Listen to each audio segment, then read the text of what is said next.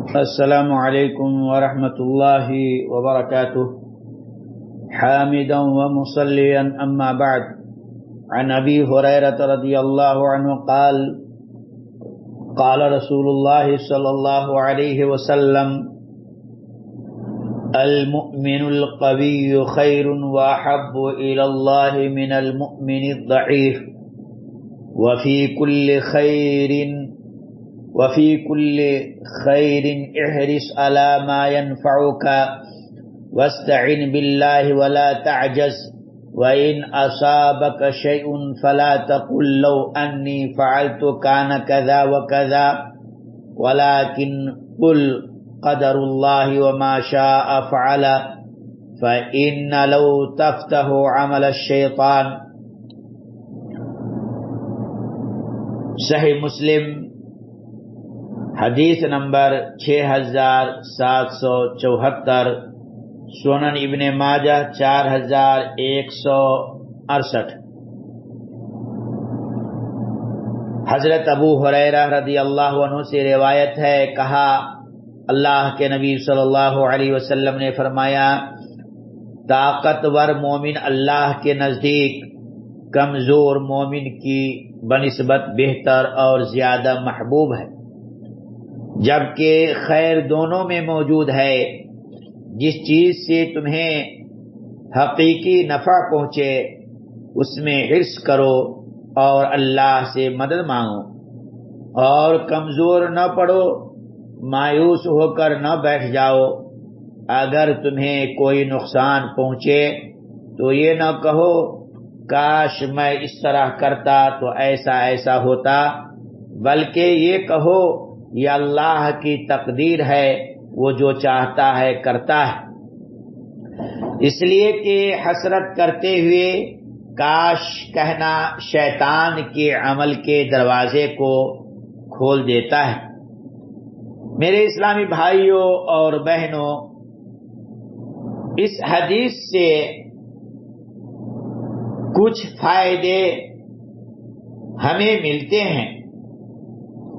Number 1،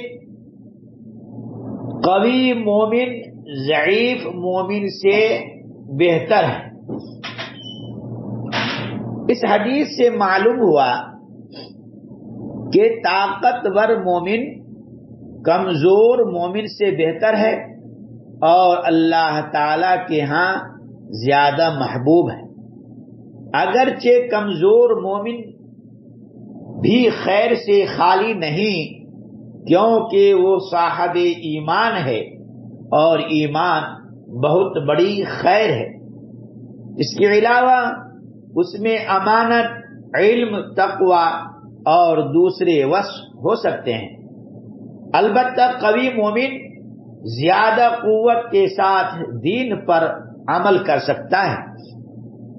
اسی طرح امر بالمعروف، نہی عن المنکر، جہاد فی سبیل اللہ، صلاۃ، صیام، حج اور اللہ تعالی اور بندوں کے دوسرے حقوق جس طرح قوی مومن ادا کر سکتا ہے، کمزور ادا نہیں کر سکتا، کیونکہ کمزور کی کارکردگی بھی کمزور ہوگی. اللہ تعالی نے موسیٰ علیہ السلام کی میزبان لڑکی کا قول نقل فرمایا، ان خیر من استاجرت القوی الامین، سورہ القصص آیت نمبر 26. بہتر شخص جس سے تم مزدور رکھو قوی اور امانت والا ہے. اللہ تعالی کا مطالبہ بھی یہ ہے کہ اس کی دی ہوئی شریعت پر پوری طاقت سے عمل کیا جائے. بنی اسرائیل کو حکم دیا، خذوا ما آتیناکم بقوہ، سورہ البقرہ آیت نمبر 63. ہم نے تمہیں جو کچھ دیا ہے اسے قوت کے ساتھ پکڑو. اور یحییٰ علیہ السلام نے فرمایا، یا یحییٰ خذ الکتاب بقوہ، سورہ مریم.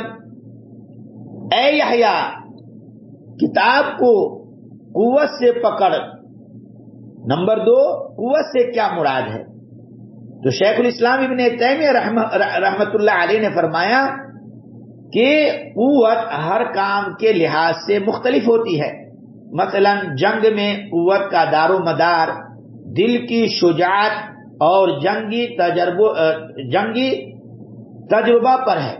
لوگوں کے درمیان فیصلہ کرتے وقت قوت سے مراد یہ ہے کہ اسے کتاب و سنت کا مضبوط علم حاصل ہو، قوت فیصلہ مضبوط ہو اور اپنے احکام نافذ کرنے کی قدرت ہو. میرے عزیز ساتھیوں، قوت کے ساتھ امانت کا ہونا بھی ضروری ہے، مگر یہ دونوں وصف ایک جگہ بہت کم پائے جاتے ہیں. ذمہ داری سونپتے وقت کسی شخص میں دونوں وصف مل جائیں تو کیا ہی کہنا، ورنہ ذمہ داری کی نوعیت کے مطابق قوت یا امانت میں سے کسی ایک کو ترجیح دی جائے گی. مثلا جنگ کی عمارت کے لیے قوت کو خاص طور پر مد نظر رکھا جائے گا اور مالی ذمہ داریوں کے لیے امانت کو. البتہ جب لوگوں سے زکوٰۃ اور دوسرے اموال وصول کرنے کا معاملہ ہو تو قوت و امانت دونوں ضروری ہیں. وقتی طور پر قوت اور امانت میں سے کسی ایک کو ترجیح دینا ایک مجبوری ہے. اس کے باوجود لوگوں کے احوال کی اصلاح کی کوشش جاری رہنی چاہیے تاکہ صاحب قوت لوگ امانت کے وصف سے متصف ہو جائیں اور صاحب امانت لوگوں کا ضعف یعنی کمزوری دور ہو جائے اور وہ قوی بن جائیں. دیکھیے شرح بلغ المرام من ادلۃ الاحکام کتاب الجامع حدیث یا صفحہ نمبر 248. اللہ تعالیٰ سے دعا ہے اللہ تعالیٰ ہم تمام مسلمان بھائیوں اور بہنوں کو ان ساری باتوں پر سن کر عمل کی توفیق عطا فرمائے. آمین. وآخر دعوانا الحمدللہ رب العالمین.